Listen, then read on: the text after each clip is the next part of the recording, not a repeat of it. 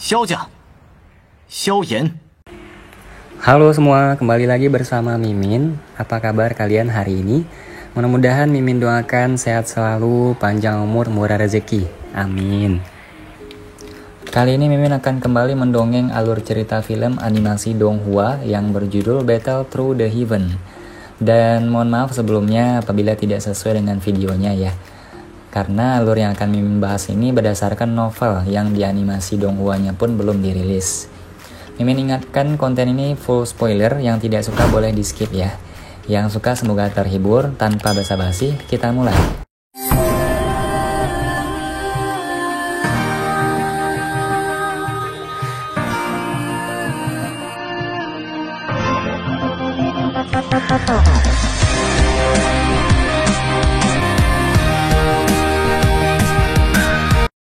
Melanjutkan dari cerita sebelumnya. Dengan munculnya orang berjubah hitam, seluruh alun-alun menjadi sunyi senyap. Siapa kamu?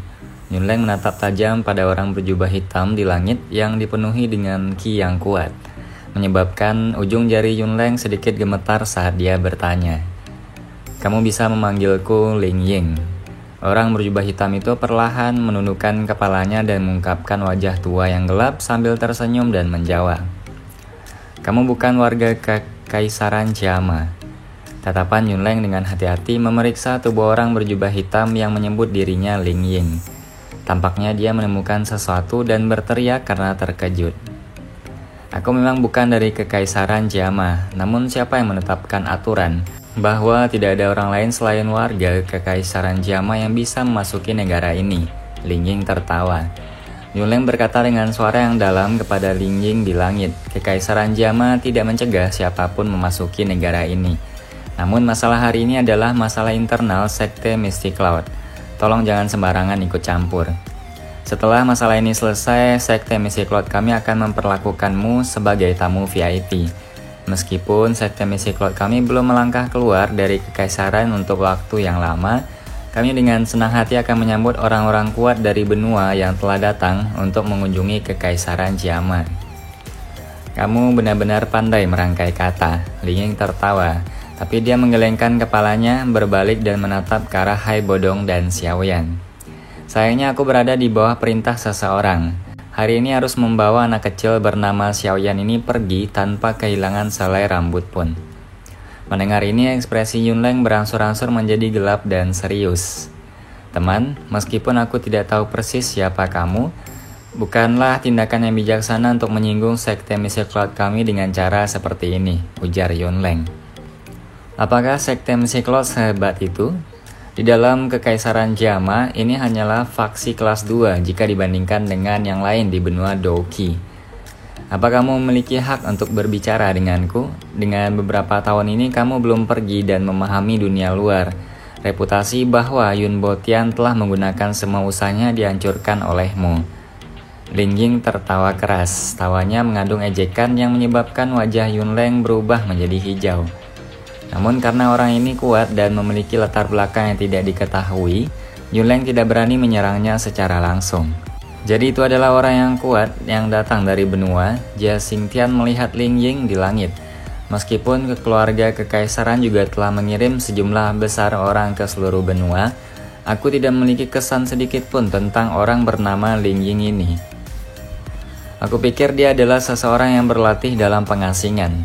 Namun bagaimana Xiaoyan bisa berhubungan dengan orang kuat seperti ini dari benua?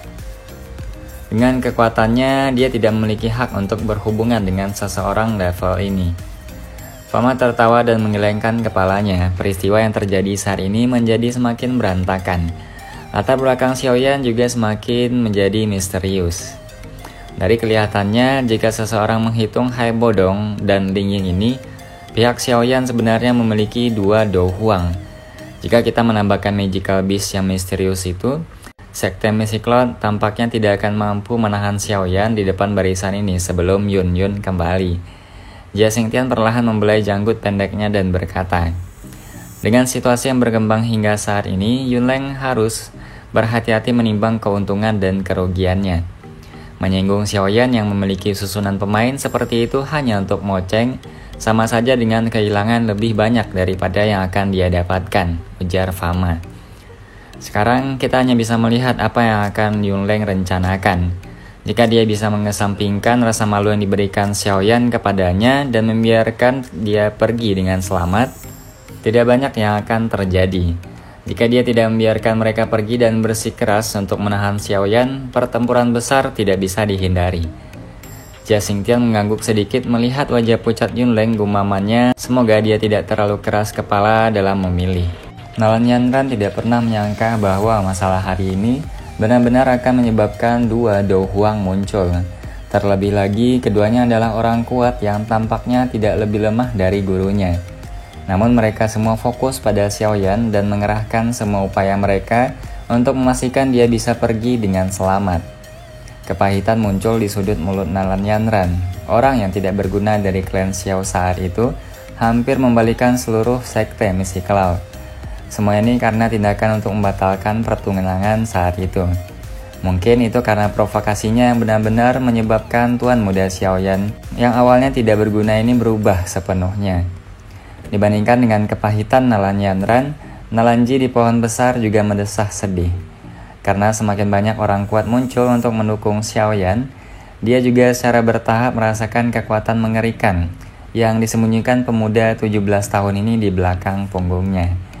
Pada saat seperti itu, Nalanji akhirnya merasakan apa yang disebut penyesalan. Namun selain merasa menyesal, beberapa rasa malu juga muncul di dalam hatinya. Jika dia berdiri dan membantu Xiaoyan mengucapkan beberapa patah kata ketika Yunleng menyerang Xiaoyan sebelumnya, itu juga akan menjadi sesuatu yang baik. Selain itu bahkan, setelah mengetahui dengan jelas bahwa Xiaoyan adalah Yan Xiao yang telah menyelamatkan hidupnya saat itu, dia tidak melangkah maju. Tampaknya ada pemikiran terpendam dalam dirinya yang tidak menginginkan Xiaoyan, yang memiliki permusuhan terhadap klan Nalan, untuk berhasil meninggalkan sekte misi Cloud. Hai Bodong menatap Ling Ying yang muncul beberapa saat kemudian berkata dengan suara yang dalam, "Ini dia." "Siapa?" "Hai Tua, apakah kamu mengenalnya?" Mendengar ini Xiaoyan terkejut. Dia segera bertanya dengan tergesa-gesa. Penolong kelas Dou Huang yang baru saja muncul ini juga membuatnya benar-benar bingung. Dia tidak ingat kapan dia mengenal orang ini. "Kembali ke ibu kota, apakah kamu tidak merasakan ada seseorang yang memata-matai kita?" Aku katakan saat itu bahwa aku juga memiliki perasaan yang sama. Namun perasaan itu terlalu samar sehingga aku tidak terlalu yakin. Ki di tubuhnya benar-benar sama dengan orang yang mengawasi kita, ujar Hai Bodong. Xiaoyan mengerutkan kening berkata, "Mengapa dia ingin memata-matai kita?" "Bagaimana aku tahu?" Hai Bodong melambaikan kepalanya. Dia mengarahkan pandangannya ke Xiaoyan dan berkata, "Dari cara dia bertindak, jelas bahwa dia ada di sini karenamu. Kamu harus bertanya pada diri sendiri kapan kamu berteman dengan orang yang begitu kuat." Aku juga benar-benar bingung. Aku yakin bahwa ini adalah pertama kalinya melihat orang ini. Hei, itu aneh. Jangan bilang bahwa memang ada orang bodoh di dunia ini yang akan berhenti dan membantu hanya karena menyaksikan ketidakadilan. Hai Bodong mengangkat alisnya dan berkata sambil tersenyum tipis. "Baiklah, jangan khawatir tentang identitasnya. Sekarang penghalang energi sudah rusak, mari kita pergi."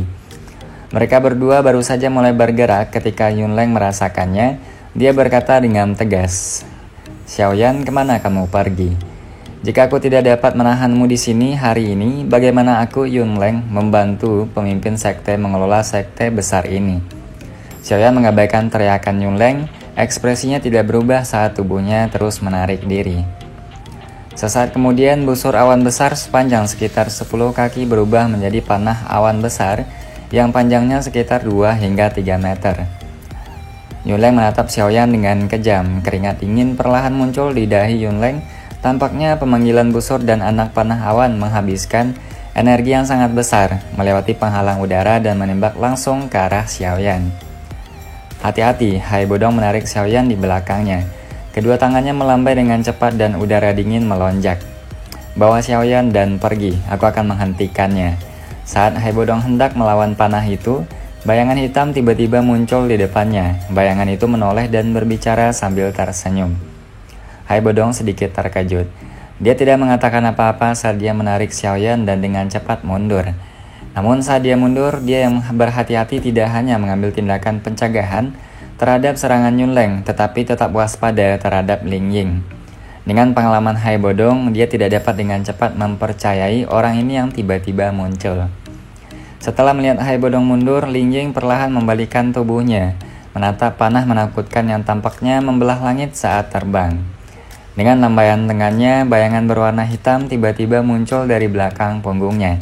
Dalam sekejap, bayang-bayang hitam itu menjulang tampak menutupi seluruh langit.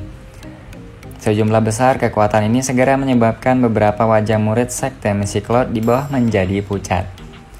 Dengan tubuhnya tergantung di tengah bayangan hitam yang menembus langit, tetua berjubah hitam itu seperti iblis yang datang ke dunia ini. Dia melepaskan tawa liar di dalamnya dan ada penghinaan yang sulit disembunyikan. Hari ini aku ingin melihat siapa yang berani menyakiti orang yang wanita muda klienku ingin lindungi. Bayangan hitam menutupi matahari. Semua orang hanya bisa menggunakan douki mereka untuk menutupi tubuh mereka menggunakan cahaya lemah untuk mengamati pertarungan di udara. Saat kegelapan menutupi langit, panah awan besar yang melesat di udara juga tiba-tiba berhenti. Kekuatan menakutkan yang terkandung di dalam ujung panah juga menyebabkan riak seperti gelombang melingkar muncul di udara sekitarnya. Suara ledakan yang tajam bisa terdengar berulang kali. 10.000 bayangan mengikat. Tubuh Ling Ying tampaknya telah sepenuhnya menyatu dengan kegelapan berwarna hitam yang telah merasuki seluruh langit. Segel yang dibentuk oleh tangannya tiba-tiba terbentuk dan tirai hitam yang menembus langit tiba-tiba bergerak. Kegelapan berwarna hitam menyembur darinya ke segala arah. Dengan satu putih dan satu hitam, dua lampu berwarna yang sama sekali berbeda membawa energi menakutkan yang sama menembus langit yang luas. Di bawah pengawasan tatapan yang tak terhitung jumlahnya di bawah, mereka bertabrakan. Tiba-tiba ledakan dahsyat seperti guntur muncul di udara. Kekuatan energi yang sangat besar melonjak keluar dari titik di mana keduanya bertemu sesaat kemudian.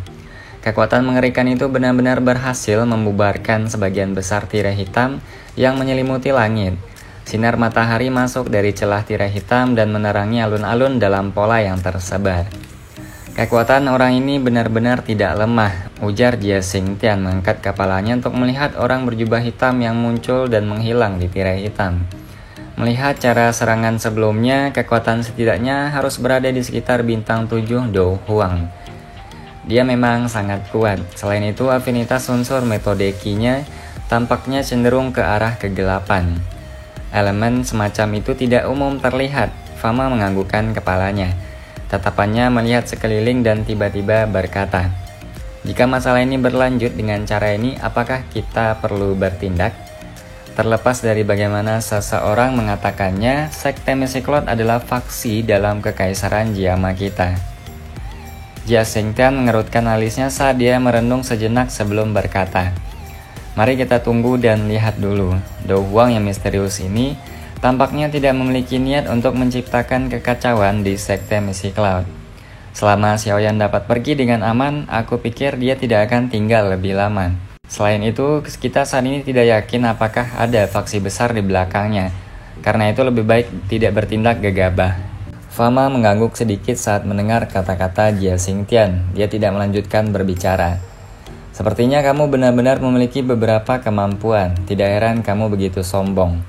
Ling Ying perlahan muncul dari tirai hitam di langit, menatap Yunleng di bawah, yang wajahnya sedikit pucat saat dia tertawa terbahak-bahak. Yunleng memperhatikan melewati celah-celah di tirai hitam dan melihat Xiaoyan yang hendak meninggalkan alun-alun. Tetap di belakang, gelombang douki perlahan meluap dari dalam tubuhnya, mengguncang lautan awan yang merasuki udara di sekitarnya hingga kacau balau. Orang yang keras kepala, jangan berpikir bahwa aku tidak berani membunuhmu. Ling Ying menatap Yunleng yang sebenarnya masih menolak untuk menyerah. Dia perlahan mengulurkan tangannya dari lengan bajunya. Kabut energi hitam gelap dengan cepat berkumpul di atas telapak tangannya dalam sekejap, menjadi tombak panjang berwarna hitam yang panjang. Permukaan tombak panjang ditutupi dengan garis-garis berwarna hitam yang ditempatkan dengan rapat. Energi itu seperti gelombang air mengalir berulang kali yang ditempatkan dengan rapat. Permukaan tombak panjang ditutupi dengan garis-garis berwarna hitam yang ditempatkan dengan rapat. Energi itu seperti gelombang air mengalir berulang kali Udara hitam melonjak ke atas menyebabkan tombak memiliki aura yang lebih mengerikan dengan latar belakang gelap. Gigitan ular iblis. Tombak panjang berwarna hitam itu seperti bintang jatuh hitam yang melintasi langit.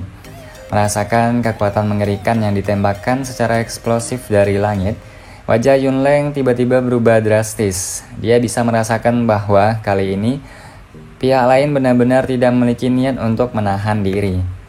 Kengerian muncul di dalam hati Yunleng. Tangannya buru-buru bergerak dan lautan awan di sekitarnya segera mulai berfluktuasi.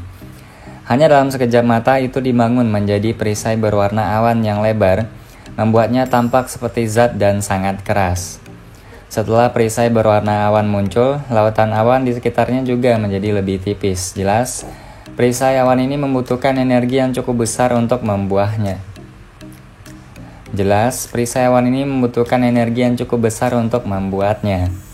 Di bawah tatapan khawatir semua orang, itu dengan keras menabrak perisai awan. Segera sesuatu yang menggetarkan tanah dan memekakan telinga meledak, menyebabkan murid-murid sekte Mesiklot di bawah tanpa sadar menutup telinga mereka. Cahaya berwarna hitam dan cahaya berwarna awan mulai berbaur satu sama lain di langit. Serangan oleh Ling Ying ini sebenarnya sekuat ini, dia tidak bisa diragukan lagi. Adalah orang yang kuat dari kelas Dou Huang. Meskipun tombak berwarna hitam telah menjadi jauh lebih lemah setelah menelan perisai awan, itu tidak diragukan lagi memberi Yunleng yang telah kehilangan pertahanan terbesarnya ketakutan yang luar biasa. Namun tombak panjang berwarna hitam itu bahkan tidak berhenti sejenak karena ketakutannya. Itu menunjuk ke bawah dengan keras menembak ke arah jantung Yunleng. Ujung tombak yang tajam terus tumbuh lebih besar ketika tangannya bersentuhan dengan tombak panjang berwarna hitam. Kekuatan mengerikan yang terkandung di dalamnya menyebabkan Yunleng dengan keras memuntahkan darah segar. Tubuhnya juga terguncang oleh energi yang sangat besar itu hingga jatuh ke tanah. Setelah menghilangnya lautan awan, wajah semua tetua di 4 sudut alun-alun menjadi pucat. Tangan mereka menggenggam dada mereka dan erangan teredam yang mengandung rasa sakit keluar dari tenggorokan mereka. Dibandingkan dengan ekspresi semua sesepuh, murid-murid sekte Mesiklot di alun-alun yang telah menambahkan kekuatan mereka ke lautan awan tampaknya berada dalam posisi yang sedikit lebih menyedihkan. Cukup banyak murid yang kekuatannya tidak sekuat itu memuntahkan darah di tempat. Segera wajah mereka memucat dan pingsan. Mereka yang sedikit lebih kuat dengan paksa bertahan. Satu serangan dari Ling Ying tampaknya telah menyebabkan seluruh sekte Mesiklot turun ke keadaan lumpuh. Di langit, kekuatan besar yang terkandung dalam tombak panjang berwarna hitam secara langsung dengan keras melemparkan Yunleng ke tanah. Setelah itu menghantam keras ke alun-alun, segera batu-batu berterbangan dan banyak garis retakan besar mulai menyebar dari tempat Yunleng mendarat. Seolah-olah terjadi gempa bumi. Garis retakan ini sangat besar, bisa dilihat betapa mengerikannya serangan ini. Ling Ying berdiri di langit dan menatap tanah terbuka yang benar-benar kacau. Dia melambaikan tangannya dan bayangan gelap yang menembus langit sekali lagi mengalir kembali ke tubuhnya. Mengikuti menyusutnya tirai bayangan hitam, sinar matahari yang hangat sekali lagi turun. Dia belum mati. Jia Xingtian menatap lubang gelap yang dalam dan menghela nafas pelan. Situasi saat ini benar-benar berkembang ke titik di mana sulit bagi siapapun untuk mengendalikannya.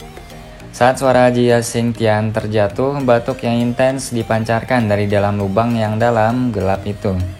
Sosok manusia perlahan naik dari dalamnya, bagian mana dari penampilannya yang mengerikan bahkan memiliki sedikit gaya mengesankan dari penatua pertama dari sekte Mesiklot. Saat ini pakaian Yunleng hancur dan wajahnya berlumuran darah, apalagi darah segar berulang kali mengalir keluar dari luka di pinggangnya. Hampir membasahi tanah. Jelas dia mungkin telah dengan paksa menangkap tombak berwarna hitam sebelumnya dan menghindari dipukul di tempat yang fatal. Tetapi dia masih terluka oleh kekuatan tajam yang terkandung di dalamnya. Ekspresi Yunleng yang telah keluar dari lubang yang dalam secara tak terduga tidak memiliki kemarahan sedikit pun. Sebaliknya dia seperti air yang tenang, tiba-tiba mulai tertawa pelan. Dalam tawanya ada kegilaan yang sulit disembunyikan. Kamu memang sangat kuat. Yunleng mengangkat kepalanya dan menertawakan Ling Ying. Ling Ying sedikit mengernyit, tangannya perlahan bergerak dan udara hitam menyelimutinya. Kamu memang tidak mudah dibunuh. Jika kamu sudah bosan hidup, orang tua ini dapat membantumu. Yunleng tiba-tiba tertawa terbahak-bahak saat dia menatap Ling Ying. Tawanya mempengaruhi luka-lukanya menyebabkan dia sekali lagi batuk darah. Aku tidak peduli siapa kamu, tetapi kamu adalah orang pertama dalam bertahun-tahun yang telah menyebabkan sekte Misiklot kami menjadi malu seperti ini. Jika kalian semua diizinkan pergi hari ini, aku khawatir sekte Misiklot tidak akan lagi memiliki reputasi untuk dibicarakan di dalam Kekaisaran Jiama. Karena itu, demi sekte, hari ini kalian semua bisa lupa tentang meninggalkan. Kamu tidak memiliki kemampuan untuk melakukannya, Ling Ying mengejek. Memang aku tidak memiliki kemampuan ini. Tapi, Yunleng tertawa dengan suara gelap. Di bawah tatapan semua orang, dia tiba-tiba mengeluarkan peluit berwarna putih dari dalam cincin. Penyimpanannya meniup dengan keras. Segera, suara tajam yang aneh tiba-tiba dikeluarkan dari peluit. Semua orang di alun-alun menjadi diam karena tindakan Yunleng ini. Jia Xingtian bertukar pandang dengan Fama dan tiba-tiba tampak teringat sesuatu. Itu orang tua itu, dia memang belum mati. Saat suara Jia Xingtian dan Fama jatuh, kekuatan besar dan agung dari dalam gunung awan berkabut turun. Itu seperti naga besar kuno yang baru saja terbangun sambil membawa tekanan yang tak tertandingi. Saat kekuatan agung ini terpancar, sinar cahaya berwarna putih sekitar beberapa ratus kilometer dari sekte Misiklot tiba-tiba berhenti. Sosok cantik muncul di udara. Saat ini dia menatap ke arah sekte Misiklot yang jauh. Mengapa guru bangun? Film pun berakhir. Terima kasih sudah menonton sampai akhir. Mohon maaf kalau ada salah-salah kata. Sampai jumpa di video selanjutnya.